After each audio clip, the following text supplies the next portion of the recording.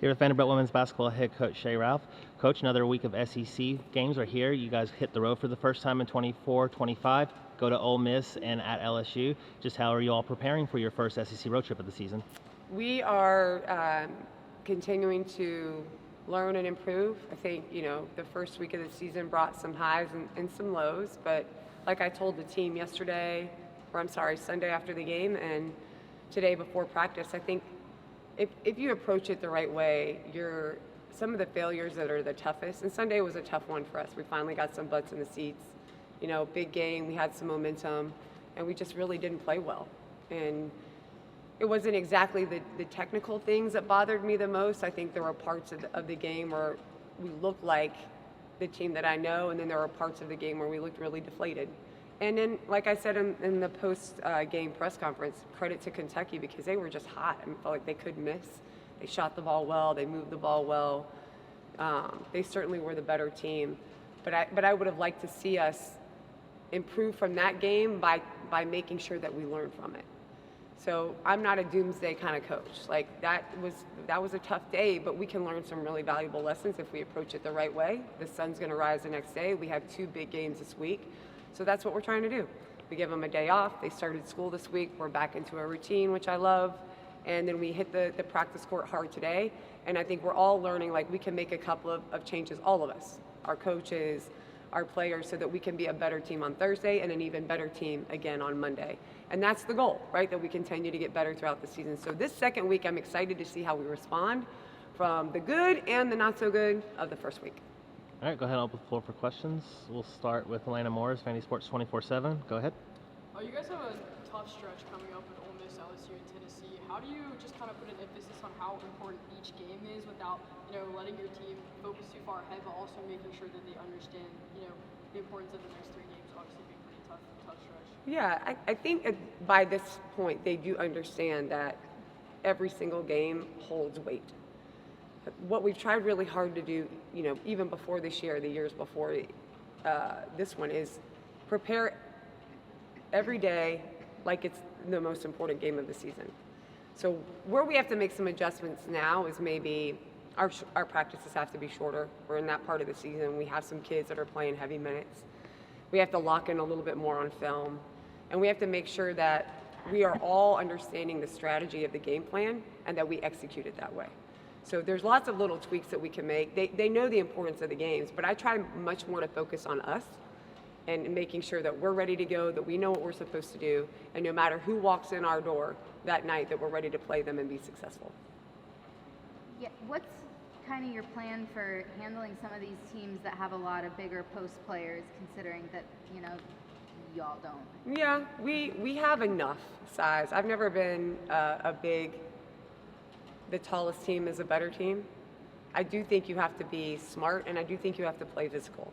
And I think some of the things we can do is utilize our lineups differently, play different kinds of defenses, making sure we're paying attention to the matchups and how we want to defend them if we have one that's not favorable, and continue to work on that in practice.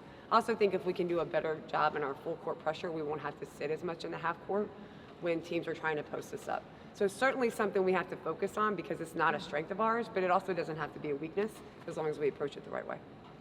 Yeah, having had a couple games where you only played, about 8 players, are you planning to kind of expand the rotation at all to prevent fatigue? I'm toying with it. Yes, I am. And we have some good players. I think at the end of the day, I don't think anything is broken with our team, but I think there are ways that we can improve. And I include myself in that. So obviously going to take a look at rotations, at the ways we prepare for games, at the ways we recover, at the game day, operation. But I don't think anything's broken. I think we had a tough game. And so what we have to do now is learn and make those small tweaks. And that's one of them I'm looking at that maybe will change. We'll see. It's to be determined. Most of that's up to them. They make me play them. They'll go on the floor. Do you think your post players can learn a lot from Sunday's game, facing probably one of the bigger teams you'll face in the SEC with 6'7", 6'5", 6'4", all in there at the same time? On Monday? No, sorry, on Sunday with Kentucky. Yeah. They were tall, but they weren't physical. So they had length, but it's different than even we played, Georgia. That was more physical. They did have length, What was the question? Just Camille and some of the other post players maybe learning how they can score against some of the bigger players that they'll face. I felt like we got some good shots. Yeah. I mean, we put her in those kill spots, like here on the short corner, on the elbow. I don't think it matters who's defending her. She's going to be able to get her shot. We work on that in player development. So whether they're taller or stronger, again, if you're a better basketball player, you're a better basketball player. But I felt like for long stretches of the game, they were the better team. So we definitely could have taken better advantage of some of the spots that we had them. Better ball movement could have been one. I felt like the ball stuck a little bit, especially in the second half. We took some quick shots. But honestly, I think it was sometime in the third quarter, we could have cut it to 7 with a wide open 3 by Michaela. And we missed that one, then we missed the next one, then all of a sudden we're down by 18. And you could see that deflation, which can't happen. We were right there. Playing as poorly as we did, we were right there. So when you think about, like, how do you prepare for that? I just prepare our players to play against whatever they're gonna see.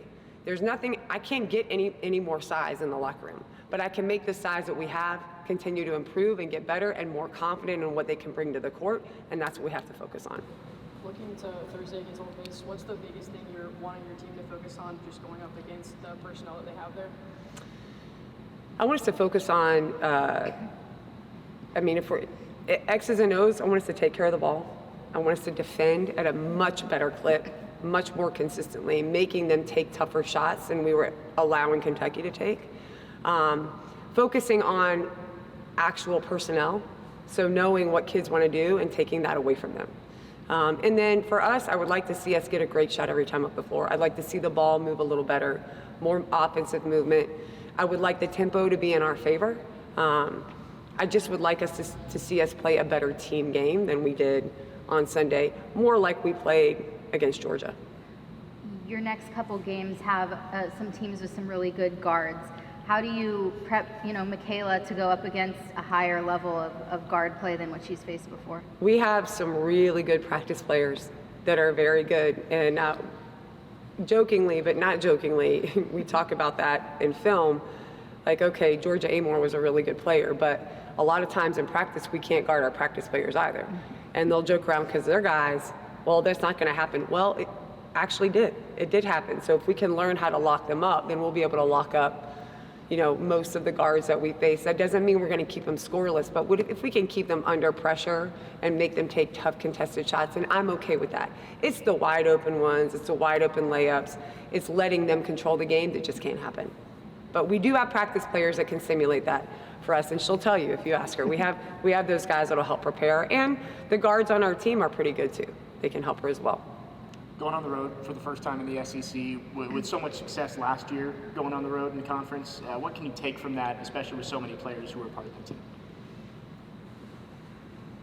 Just confidence, knowing that that's something that we've done really well for the past couple of years, like you said, but locking in as well. I like being on the road because there's less distraction, and I think the team does too. They get to spend more time together. It's a great way to build team unity, and we're going on the road at a great time because right now is a huge growth opportunity and moment for us. And I'm going to keep saying it because it's true. This could be really pivotal. The last couple of days in the growth of our team this year. So it's a perfect time for us to go on the road and see what we're made of. All right, Coach, we appreciate your time. Best of luck this week on the road, and anchor down.